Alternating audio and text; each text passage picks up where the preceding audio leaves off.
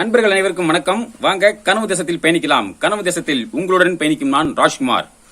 நண்பர்களே, தமிழ் கேள்வி செந்தில்வேல் நம்ம எல்லாருக்கும் தெரியும். அதாவது பாத்தீங்கன்னா சமீபத்தில் அவர் ஒரு காணொலி பதிவு பண்ணியிருக்காரு. அந்த காணொலியில வரலாற்றில் முதல் முறையாக அண்ணன் சீமான் அவர்கள் புகழ்ந்து பேசியிருக்காரு.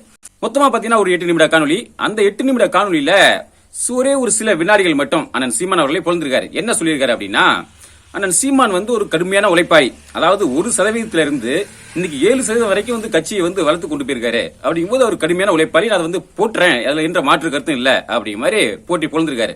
அவ்வளவுதான் நண்பர்களே, அந்த ஒரே வார்த்தை தான். அந்த ஒரே ஒரு வார்த்தை மட்டும் புகழ்ந்துட்டு மீதி உள்ள அந்த 8 நிமிட காணொலியில அந்த ஒரு வார்த்தை மட்டும் புகழ்ந்துட்டு மற்ற எல்லா இடங்களிலும் இகழ்ந்து தள்ளியிருக்காரு. அதாவது பொறாமையை அள்ளி தெளிச்சிருக்காரு, வன்மத்தை கக்கி தள்ளியிருக்காரு. அது என்ன அப்படிங்கறதான் இந்த காணொலியில பார்க்க போறோம். அது மட்டும் இல்லாம அண்ணன் செந்தில்வேல் அவர்களுக்கு சில கேள்விகளையும் நம்ம எழுப்ப போறோம். அதான் இந்த காணொலியில பார்க்க போறோம். வாங்க காணொலிக்குள்ள போகலாம். அதாவது நண்பர்களே, செந்தில்வேல் அவர்கள் எதற்காக நான் இந்த காணொலியை பதிவு பண்றேன் அப்படிங்கிறதுக்கான காரணம் என்ன சொல்றாரு அப்படின்னா, அதாவது அண்ணன் சீமான் அவர்கள் சில மாதங்களுக்கு முன்னால ஒரு செய்தியாளர் சந்திப்புல என்ன சொன்னாரு அப்படின்னா, ரஜினியும் கமலையும் அடிக்கிற அடியில எந்த ஒரு நடிகருக்கும் அரசியல் கட்சி தொடங்குற எண்ணம் அப்படிங்கறது வரக்கூடாது அப்படிங்கிற மாதிரி சொல்லியிருப்பாரு. அதுக்கு ஒரு செய்தியாளர் கேட்பாங்க, விஜய்க்கு சேர்த்துதானா அப்படிங்கிற மாதிரி கேட்பாரு. ஆமா, விஜய்க்கு சேர்த்துதான் அப்படிங்கிற மாதிரி அண்ணன் சீமான் அவர்கள் பதில் சொல்லியிருப்பாங்க. அந்த ஒரு காணொலியை எடுத்துக்கிட்டாரு. இப்ப சமீபத்துல இன்னும் சில நாட்கள்ல விஜய் அவர்கள் தமிழக வெற்றி கழகம் சார்பா ஒரு மாநாடு நடத்துறதா ஒரு திட்டம் இருக்கு. அந்த மாநாட்டுக்கு விஜய் அவர்கள் அழைப்பு விடுத்தா நீங்க போவீங்களா அப்படிங்கிற மாதிரி ஒரு செய்தியாளர் சீமான் கிட்ட கேள்வி கேட்கறாங்க. அதுக்கான சீமான் அவர்கள் அழைப்பு கொடுத்தா நிச்சயம் போவேன் அப்படிங்கிற மாதிரி ஒரு பதில் சொல்லியிருப்பாங்க. அந்த ஒரு காணொலி, இந்த ஒரு காணொலி, இந்த ரெண்டையும் எடுத்து வச்சுக்கிட்டு பாருங்க, சீமான் அன்னைக்கு எப்படி பேசியிருக்காரு, இன்னைக்கு எப்படி பேசியிருக்காரு. அன்னைக்கு விஜய அரசியலுக்கு வரதை எதிர்த்த சீமான் இன்னைக்கு விஜய் ஒரு கூட்டத்துக்கு அழைச்சா நான் போவேன் அப்படிங்கிற மாதிரி பதிவு சொல்லிருக்காரு. என்ன காரணம் தெரியுங்களா? ஏன் அப்படி அன்னைக்கு இந்த மாதிரி பேசிட்டு இன்னைக்கு இந்த மாதிரி மாத்தி பேசுறாரு? அதுக்கு என்ன காரணம் அப்படின்னா பயம். அதாவது எங்க விஜய் அவர்கள் கட்சி தொடங்கினா நமது வாக்கு வலிமை, நமது அரசியல் பலம் அப்படிங்கிறது குறைஞ்சிடுமோ அப்படின்னு சொல்லிட்டு சீமான் அவர்களுக்கு பயம். அதனாலதான் இன்னைக்கு விஜய் ஆதரிக்கிறாரு அப்படிங்கிற மாதிரி இதுல ஒரு ஊட்டு இருக்காரு. இதுல ஊட்டுறதுல பெரிய ஆளாச்சே. அதாவது இவர் ஏற்கனவே சொல்லியிருக்காரு, நான் திமுக சொம்புலம் கிடையாது, நான் பெரிய அண்டா அப்படிங்கிற மாதிரி சொல்லியிருப்பார்ல. அதனாலதான் இந்த மாதிரி பயங்கரமா ஊட்டியிருக்காரு. அப்புறம் நம்ம அண்ணன் செந்தில்வேல் என்ன சொல்றாரு அப்படின்னா, ஏன் சீமான் இந்த மாதிரி பயப்படுறாரு, ஏன் விஜய் கட்சி தொடங்குறத பார்த்து இந்த மாதிரி பயப்படுறாரு அப்படின்னா, இன்னைக்கு சீமானுக்கு வாக்கு செலுத்துபவர்கள் அதிகபட்சம் யாரு அப்படின்னு பாத்தீங்கன்னா இளைஞர்கள்.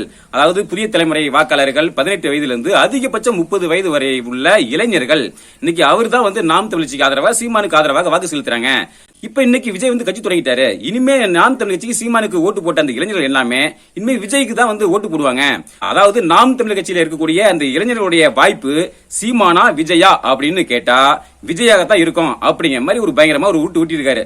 அதாவது அவர் என்ன சொல்றாரு அப்படின்னா, விஜய் கட்சி தொடங்குறதுனால திமுகவுக்கு பாதிப்பு கிடையாதான், அதிமுகவுக்கும் பாதிப்பு கிடையாதான், சீமானுக்கு தான் பாதிப்பான், சீமானுடைய வாக்கு வலிமை தான் குறையுமா அப்படிங்கிற மாதிரி ஒரு பயங்கரமா ஒரு ஊட்டி இருக்காரு. ஏன்னா சீமானுக்கு வாக்களித்தவர்கள் அதிகபட்சம் யாரு அப்படின்னா இந்த இளைஞர்கள் தான். இந்த இளைஞர்கள் நாளைக்கு விஜய் பக்கம் போயிட்டா சீமானுடைய வாக்கு வலிமை அப்படிங்கிறது தானாகவே குறைஞ்சிடும் அப்படிங்கிற மாதிரி ஒரு பயங்கரமா ஒரு ஊட்டி இருக்காரு. இப்ப இந்த இடத்துல அண்ணன் செந்தில்வேல் அவர்களுக்கு என்னுடைய கேள்வி என்ன அப்படின்னா, என்ன செந்தில்வேல் என்ன இவ்வளவு தூரம் இவ்வளவு அரசியல் புரிதல் இல்லாம இருக்கீங்க, நீங்க ஒரு பெரிய ஒரு அரசியல் ஞானி அப்படின்னு பார்த்தா அரசியல் சூனியமா இருக்கீங்க. அதாவது பல்வேறு ஊடகங்கள்ல நீங்க பணியாற்றிட்டு இருக்கீங்க, ஒரு அரசியல் தெளிவும் ஒரு அரசியல் புரிதலும் இருக்கும் அப்படிங்கிற மாதிரி நாங்களும் எதிர்பார்த்தோம். கடைசியில பார்த்தா ஒரு அரசியல் புரிதல் இல்லாத, ஒரு அரசியல் தெளிவு இல்லாத ஒரு சூனியமா இருக்கீங்களே. இப்ப அண்ணன் சீமானுக்கு நாம் தமிழ்ச்சிக்கு வாக்களித்த இளைஞர்கள் யாருன்னு நினைக்கிறீங்க? என்ன இந்த ரஜினி ரசிகர்கள், இந்த விஜய் ரசிகர்கள், இந்த மாதிரி விசில் அடிக்கிற ரசிகர்கள் நினைச்சிட்டீங்களா? கொள்கை ரீதியா ஒரு கருத்தியல் ரீதியா நீங்க பயணிக்கக்கூடியவர்கள் தான் இன்னைக்கு சீமானின் தம்பி தங்கைகள். நாளைக்கு விஜய் கட்சி தொடங்கிட்டா, கட்சி தொடங்கிட்டாரு. இப்ப விஜய் கட்சி தொடங்கிட்டதுனால நாளைக்கு இன்னைக்கு சீமானுக்கு வாக்களித்த இந்த இளைஞர்கள் எல்லாம் நாளைக்கு விஜய்க்கு போய் வாக்கு செலுத்திடுவாங்களா? என்ன அப்படிதான் நீங்க நினைக்கிறீங்களோ? இது வரைக்கும் சீமானுக்கு ஓட்டு போட்டவங்க எல்லாம் விசில் அடிச்ச ரசிகர்கள் நீங்க நினைச்சிட்டீங்க.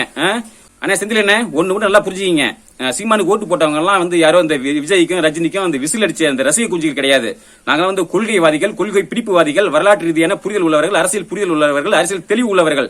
நாளைக்கு நாங்க ரஜினி கட்சி தொடங்கினாலோ இல்ல விஜய் கட்சி தொடங்கினாலோ இங்க இது இந்த நாம் தமிழ்ச்சிக்கு ஓட்டு போட்டவங்க யாரும் விஜய்க்கோ இல்ல ரஜினிக்கோ இல்ல வேற யாரு வந்தாலும் சரி அவங்கள ஓட்டு போட மாட்டாங்க.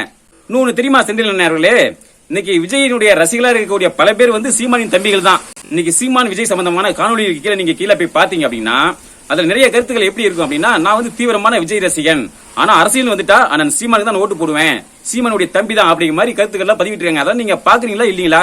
அதாவது உங்களுடைய உள்நோக்கம் என்ன அப்படின்னா, விஜய் அவர்கள் கட்சி தொடங்கிட்டாங்கன்னா சீமானுக்கு வாக்களித்தவர்கள் எல்லாமே விஜய் பக்கம் போயிடுவாங்க, விஜய்க்கு வாக்களிப்பாங்க அப்படிங்கிற மாதிரியான ஒரு பிம்பத்தை உருவாக்கணும் அப்படிங்கறதான் உங்களுடைய உள்நோக்கமா இருக்கு. நிச்சயம் அதான் நடக்கிறது வாய்ப்பு இல்லை செந்தில்வேல் அவர்களே. அப்புறம் நம்ம செந்தில் என்ன தெரியுமா சொல்றாரு, என்னதான் சீமான் கடுமையா உழைச்சாலும் 10% தாண்ட மாட்டாரு. ஏன்னா இது வந்து இஸ்லாமியர்களையும் கிறிஸ்தவர்களையும் வந்து சாத்தானின் பிள்ளைகள் சொல்லிட்டாரு. அதனால சீமானுக்கு வந்து இஸ்லாமியர்களுடைய வாக்கு வரப்போறது கிடையாது, கிறிஸ்தவர்களுடைய வாக்கு வரப்போறது கிடையாது. அருந்தியர்களே வந்து ஒரு எடுத்துக்கிட்டு நிக்கிறாரு. அதனால அருந்தியர்களுடைய வாக்கு வரப்போறது கிடையாது. அதனால சீமானுடைய வளர்ச்சி அப்படிங்கிறது அதிகபட்சம் இவ்வளவுதான், 10% வந்து தாண்ட மாட்டாரு. இப்ப வந்து விஜய் கட்சி தொடங்கிட்டாரு. அதுக்கப்புறம் இனிமே வந்து பழையபடி கீழே 1% வந்து வந்துருவாரு அப்படிங்கிற மாதிரி ஒரு ஊட்ட ஊட்டி இருக்காரு. என்னங்க உண்மையிலேயே நீங்க தமிழக அரசியல் கலைஞரத்தை வந்து நீங்க உற்று நோக்குறீங்களா இல்ல பாக்குறீங்களா இல்லையா? ஐயா ரவீந்திரன் துரைசாமி அரசியல் திறனாய்வாளர் இருக்காருங்களா, அவருடைய காணொலியில நீங்க பாப்பீங்களா இல்ல அவருடைய பேச்செல்லாம் நீங்க காதுல வாங்குறீங்களா இல்லீங்களா? இன்னைக்கு இருக்கிற அரசியல் கள நிலவரத்தை வந்து அப்படியே புட்டு எந்த ஒரு ஒளிவு மறைவு இல்லாம தெளிவா நீங்க எடுத்து வைக்கிறாரு. அவர் தான் உண்மையிலேயே அந்த அரசியல் நிலவரத்தை எடுத்து சொல்றாரு. ஆனா நீங்க சொல்றது அப்படிங்கிறது திமுகவுக்கு பயங்கரமா முட்டு கொடுக்கணும் அப்படிங்கிற மாதிரி நீங்க உங்க கருத்தை வந்து பதிவு பண்ணிட்டு இருக்கீங்க. உங்க கருத்துக்கெல்லாம் வந்து இங்க எடுபடாத செந்திலனார்களே. அப்புறம் அண்ணன் இன்னொரு விடயத்தை சொல்றாரு. இன்னைக்கு இளைஞர்கள் வந்து ஏன் சீமான் பக்கம் இன்னைக்கு அதிகம் ஈர்க்கப்பட்டு போறாங்க அப்படின்னா, அதாவது 1950, 60 காலகட்டங்கள்ல இளைஞர்களுக்கு வந்து ஒரு தேவை இருந்தது, போராடணும் அப்படிங்கிற தேவை இருந்தது. அன்னைக்கு வந்து முதலாளித்துவம் அதிகமா இருந்தது, ஜாதி ஏற்றத்தாழ்வு இருந்தது, பெண்ணிய அடிமைத்தனம் இருந்தது, சமூக நீதி மறுக்கப்பட்டது. அதை எதிர்த்து வந்து அன்னைக்கு இளைஞர்கள் வந்து போராடினாங்க. அன்னைக்கு கம்யூனிஸ்ட் கட்சிகளுக்கு ஆதரவாக திரண்டாங்க. ஆனா இன்னைக்கு இருக்கக்கூடிய சூழ்நிலை அது எல்லாமே இன்னைக்கு எல்லாருக்கும் கிடைச்சிருச்சு. அதனால இன்னைக்கு இளைஞர்கள் போராடுவதற்கான வாய்ப்புகள் எதுவுமே கிடையாது. இன்னைக்கு இருக்கிற ஒரே ஒரு காரணத்தை வச்சுட்டு தான் சீமான் அவர் வந்து அரசியல் பண்றாரு. அது என்ன அப்படின்னா, இந்த சின்ன லஞ்சம் ஊழல், இந்த அதிகாரிகள் லஞ்சம் வாங்குறது, போலீஸ் வந்து லஞ்சம் வாங்குறது, சின்ன ஊழல்கள் வந்து இந்த மாதிரி இருந்துட்டு இருக்கு. அதை வந்து காரணம் காட்டி இதை வந்து ஒரு தூய்மைப்படுத்தணும் அப்படிங்கிற ஒரு கிளீன் அரசியலை பேசிக்கிட்டு இன்னைக்கு சீமான் வந்து அரசியல் பண்றாரு.